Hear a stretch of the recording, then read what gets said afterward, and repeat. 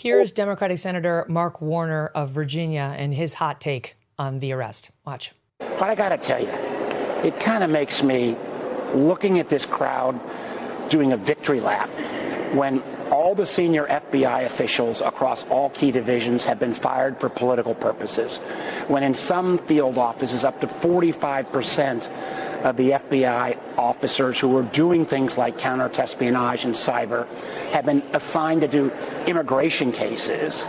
It's a little rich that they're saying America's safer. How much earlier could we have caught this guy if resources hadn't been diverted? And I hope it would also remind folks that on January 6th, I was here at the Capitol on January 6th. It was an ugly, awful day. And this administration and this president basically pardoned all the perpetrators. You know, it's that kind of picking and choosing of facts from this crowd that makes me a little bit crazy. Your reaction to that? I got a lot. So let me take that in sequential order. First of all, the victims of this bombing campaign were our elected representatives on both sides of the aisle. And I haven't received phone calls from anyone except Republicans on this matter. I spoke to Speaker Mike Johnson, and the deputy spoke to a lot of other individuals. And we want to protect all victims. That's what we did here. This wasn't a political investigation. This individual wanted to blow up Democrats, Republicans, and innocent American civilians. Now, when it comes to us taking people off mission, we have never been more on mission.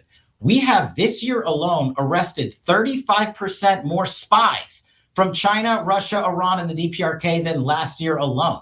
If we were off mission, how did we successfully take down 35% more spies? If we were off mission, how are our domestic terrorism arrests up 30% from last year alone?